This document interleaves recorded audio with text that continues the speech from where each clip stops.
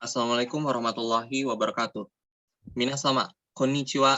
Watashi tachi wa ni gruppu de gozaimasu. Honjitsu wa hojoshi no teema de watashi tachi ga happyou sasete itadakimasu. Desu ga, happyou no mae ni memba o shoukai sasete itadakimasu. はい。じゃあ、こちらは私たちのグループのメンバーです。アリエ・イブラハリスさんと、チャールズ・ロイナルさんと、ルイス・フェリックス・グナワンさんと、モハンマッド・ハニフ・ウバイダさんと、モハンマッド・イブヌ・ラマダンです。その前に、私たちは先生にお時間でありがたいと思います。それでは、発表を早速始めましょう。Baiklah, langsung saja kita masuk ke slide yang telah dipaparkan. Sebelum masuk ke materi utama, terlebih dahulu kita harus mengetahui apa saja yang akan kita bahas dalam materi kali ini. Yang pertama, ada konteks dasar di mana pada bagian ini kita akan membahas tentang apa sih sebenarnya klan Hojo ini dan bagaimana asal mula dari keberadaannya. Yang kemudian kita akan masuk ke bagian kedua, di mana pembaharan, yaitu pada bagian ini kita akan memaparkan apa saja fakta juga informasi yang perlu diketahui dan menarik untuk dibahas mengenai klan Hojo ini. Dan yang ketiga dan juga terakhir yaitu bagian klimaks, di mana pada bagian ini kita akan menjelaskan bagaimana konflik akhir atau juga kelanjutan dari klan Hojo. Baiklah, kita akan masuk ke bagian konteks dasar. Kepada pemateri, saya persilahkan. Baiklah, terima kasih kepada moderator Ibnu Sang. Untuk yang pertama saya akan memaparkan tentang siapa sih itu klan Hojo. Nah, yang pertama adalah klan Hojo adalah keluarga turunan dari bangsawan Taira cabang Kammu yang berasal dari provinsi Izu. Hojo mendapatkan kekuasaan dengan cara mendukung dan menjalin persahabatan dengan klan Minamoto untuk memusnahkan kerabat dekat mereka sendiri, yaitu klan Taira. Minamoto no Yoritomo dengan dukungan Hojo berhasil memenangkan pertempuran dan Noura. Namun hanya 18 tahun berselang, Hojo merebut kekuasaan keshogunan segera setelah Yoritomo meninggal dunia. Semenjak saat itu, klan Hojo dalam sejarahnya dikenal sebagai sebuah klan yang menguasai gelar turun-temurun. Shikeng dari Keshogunan Kamakura. Shikeng adalah sebutan untuk kepala administrasi kantor Keshogunan Kamakura di Jepang saat itu. Pada mulanya, Shikeng merupakan sebutan untuk kepala Mondokoro atau kantor pemerintahan. Walaupun secara resmi, klan Hojo hanya berperan sebagai wali, namun dalam praktiknya, keluarga ini memegang kekuasaan pemerintahan yang sesungguhnya. Nah, seringkali sebagai diktator atas para shogun Kamakura atau istana kekaisaran yang sewaktu itu hanyalah menjadi simbol hukum semata. Anggota-anggota klan Hojo juga dikenal karena perlawanan mereka atas bangsa Mongolia, menjadi pendorong tersebarnya aliran Buddhisme Zen dan Bushido. Dekadensi moral yang ekstrim, serta berperan besar dalam pengambilan berbagai keputusan negara dalam pertemuan-pertemuan rahasia di rumah pribadi. Nah, mungkin hanya itu yang dapat saya sampaikan. Selanjutnya saya kembalikan kepada moderator. Terima kasih. Hai, terima kasih Arya-san. Baiklah, kita masuk ke bagian selanjutnya, yakni pembaharan. Kepada pemateri di bagian ini, saya persilahkan. Oh, oke.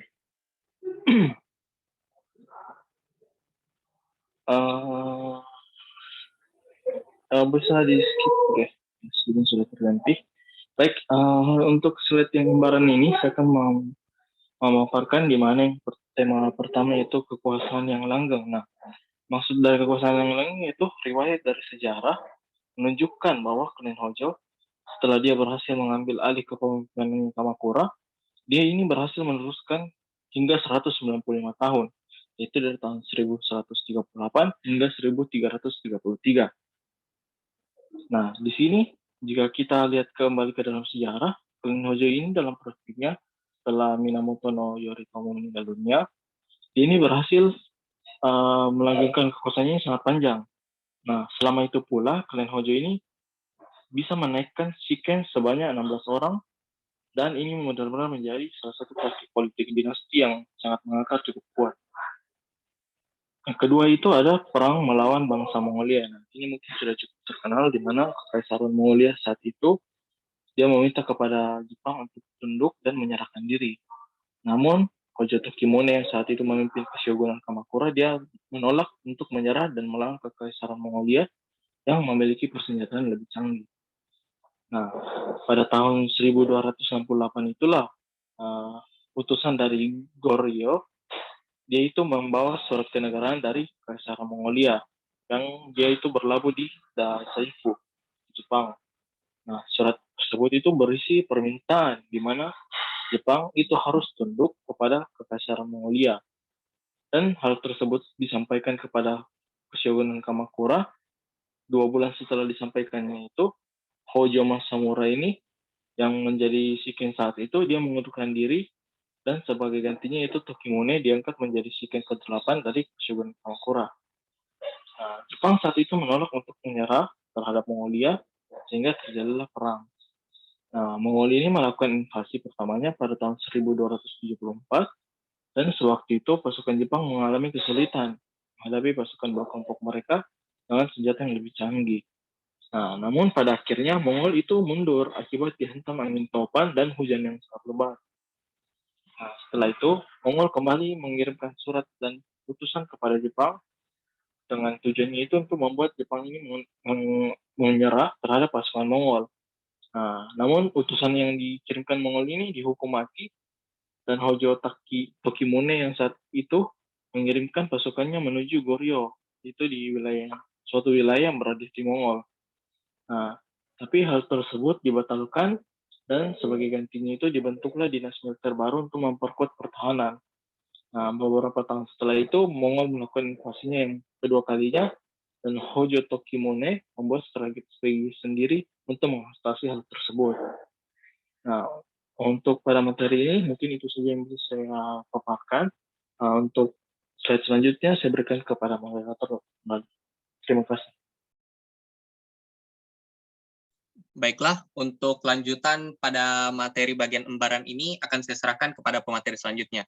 Kepada pemateri selanjutnya, saya persilahkan. Baiklah, terima kasih atas moderator atas waktunya. Hal menarik berikutnya yang dapat kita temui ialah bagaimana sang shogun muda Minamoto no Yuri hanya menjadi sebuah boneka untuk membantu klan Hojo melanggengkan kekuasaannya. Hal ini bisa terjadi dikarenakan setelah sang shogun pertama Minamoto Yoritomo meninggal dunia, Hojo Tokimasa sebagai kakak dari Yori langsung mengangkat dan menetapkan dirinya menjadi shinken bagi Yori yang sewaktu itu hanya berumur 18 tahun. Hojo Masako yang juga sebagai ibu dari Yori memiliki peran yang kuat dalam politik pada masa itu. Klan Hojo yang dipimpin oleh Tokimasa dan juga Masako langsung membuat Dewan Bupati untuk semakin memperkuat kekuasaannya. Yori membuat Dewan Bupati sebagai shogun sebenarnya membenci keluarga ibunya dan lebih menyukai keluarga istrinya, yaitu klan Hiki dan ayah mertuanya, Hiki Yoshikazu. Hojo Masako yang mengetahui rencana Yoshikazu dan Yori pun langsung menyerahkan putranya Yori kepada Tokimasa yang tidak akan melukai Yori tetapi malah langsung mengeksekusi Yoshikazu. Setelah itu, Shogun Yori menjadi sakit parah dan pensiun ke Provinsi Isu. Dia dibunuh pada tahun 1204. Tidak diragukan lagi atas pemerintah Tokimasa. Namun, Masako sendiri tidak menyadari bahwa selama pembunuhan dan pembersihan klan Hiki, Minamoto no Ichiman, putra dari tetua Yuri yang juga merupakan cucu Masako, ikut dieksekusi karena dia sendiri adalah bagian dari Hiki. Dan akhir praktik tersebut terus berlanjut di mana keluarga klan Minamoto akan naik menjadi shogun dengan klan Hojo menjadi shikennya. Dan hal menarik terakhir yang kita bisa bahas dalam presentasi kali ini adalah bagaimana kami menemukan bahwa pengkhianatan menjadi cara klan Hojo untuk sukses. Namun juga cara untuk mereka lengser dari posisinya. Seperti yang kita ketahui sebelumnya, bahwa klan Hojo sendiri yang merupakan kerabat terjauh dari klan Tiara malah bersekutu dengan klan Minamoto yang dimana pada saat itu tengah berperang dengan klan Tiara. Hal tersebut kembali terjadi di dalam peperangan Ginkgo yang akan dibahas di materi berikut oleh rekan saya, di mana kali ini posisi klan Hojo menjadi yang dihianati. Ashikaga Takauji yang merupakan kepala jenderal klan Hojo malah berbalik melawan klan Hojo itu sendiri. Benar-benar hal sulit yang dipercaya. Baiklah, saya akan kembalikan kepada moderator. Baiklah, terima kasih kepada Luisa yang telah memaparkan materi pada bagian pembahasan ini. Langsung saja tanpa membuang waktu lagi, kita masuk kepada bagian ketiga, yaitu klimaks. Di mana pada bagian ini kita akan membahas bagaimana tentang keruntuhan dari klan Hojo itu sendiri. Nah, kepada pemateri pada bagian ini, saya persilahkan. Baiklah, sebelumnya terima kasih kepada moderator. Di sini saya akan membahas bagaimana kelanjutan atau akhir dari klan Hojo.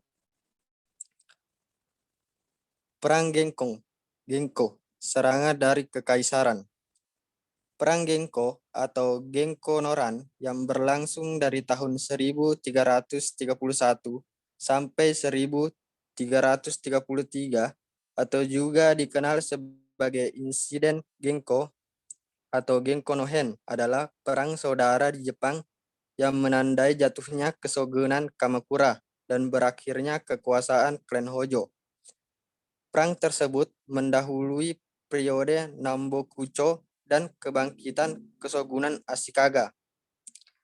Genko adalah nama era Jepang sesuai dengan periode saat itu, yaitu pada tahun 1331 sampai 1334.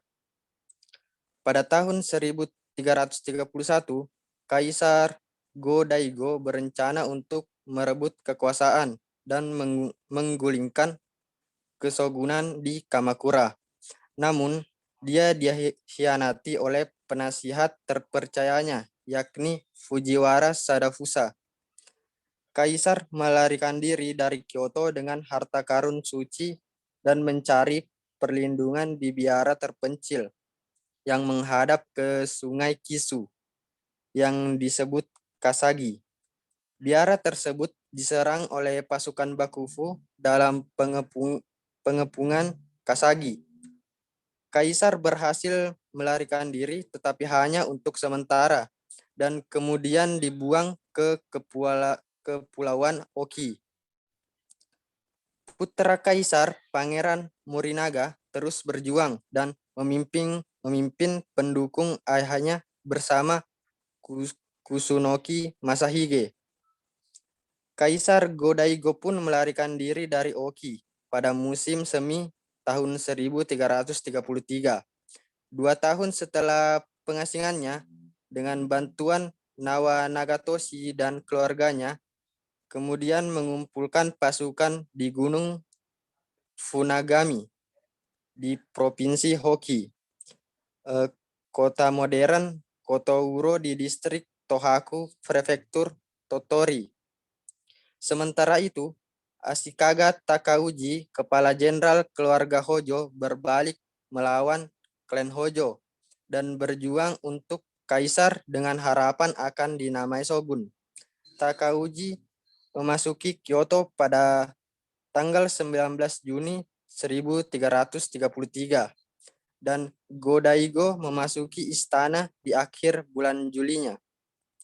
Bersamaan dengan itu, Nitta Yoshisada memimpin pasukannya dalam kampanye melalui Provinsi Kosuke dan Musashi yang berpuncak pada pengepungan Kamakura, membakar kota dan menghancurkan shogunan Kamakura. Dikatakan bahwa Kamakura dibakar yang mengakibatkan jatuhnya kesogunan dan berakhirnya kekuasaan Hojo dengannya. Seluruh anggota klan Hojo yang tersisa, hampir 900 orang, memutuskan melakukan bunuh diri di kuil keluarga Tosoji. Kaisar Go-Daigo akhirnya kembali ke Kyoto dan mengklaim kekuasaan dalam apa yang kemudian dikenal sebagai restorasi Kenmu. Namun hal ini hanya akan bertahan selama beberapa tahun. Pada tahun 1336, Ashikaga Takauji menamai dirinya shogun dan merebut kekuasaan dari Kaisar Go-Daigo yang menandai dimulainya Perang Nambokucho dan Keshogunan Ashikaga. Itu saja yang sempat saya sampaikan. Selanjutnya saya kembalikan ke moderator. Baiklah, dengan berakhirnya pada bagian klimaks ini juga menandakan berakhirnya seluruh materi pada presentasi kami pada kali ini. Ya, langsung saja kita masuk ke bagian selanjutnya. Nah, pada bagian kesimpulan ini izinkan saya sebagai moderator untuk kembali menyimpulkan atau merangkumkan apa saja hasil dari pembahasan pada presentasi kali ini. Nah, seperti tadi yang telah dipaparkan oleh seluruh pemateri bahwa klan Hojo ini sebenarnya dalam sejarah dikenal sebagai sebuah klan yang menguasai gelar turun-temurun Shikken dari Keshogunan Kamakura. Nah, dalam praktiknya, keluarga ini memegang kekuasaan pemerintahan yang sesungguhnya, seringkali sebagai diktator, atas para shogun Kamakura atau istana kekaisaran yang hanya menjadi simbol hukum semata pada waktu itu. Nah, anggota-anggota dari klan Hojo ini sendiri juga dikenal karena perlawanan mereka atas bangsa Mongol yang tadi telah dipaparkan. Pendorongnya tersebarnya aliran Buddhisme Zen dan Bushido, dekadansi moral yang ekstrim, serta pengambilan berbagai keputusan negara dalam pertemuan-pertemuan rahasia di rumah pribadi. Nah, dari materi tadi kita bisa mengetahui sebenarnya sangat banyak tokoh-tokoh yang memiliki pengaruh di klan Hojo pada masa itu. Nah, namun dari kelompok kami menyimpulkan bahwa sebenarnya yang kami bisa ambil yang betul-betul berperan dalam kesuksesan klan Hojo ini sendiri ialah bagaimana pada dasarnya itu dari Hojo Masako dan Hojo Tokimasa sendiri. Nah, seperti yang kita tahu, Hojo Masako itu sebagai ibu dari Minamoto Yorie yang merupakan shogun muda pada saat itu memiliki peran yang sangat kuat dalam politik. Nah, kembali lagi, adapun Hojo Tokimasa yang telah menjadi dasar dimulainya kekuasaan klan Hojo juga berhasil menjadi Shikken untuk beberapa kali periode dan di beberapa shogun. Nah, klan Hojo sendiri seperti yang tadi telah dipaparkan mengalami keruntuhan di tahun 1333 setelah mendapat serangan dari jenderal pasukannya sendiri yakni Ashikaga Takauji.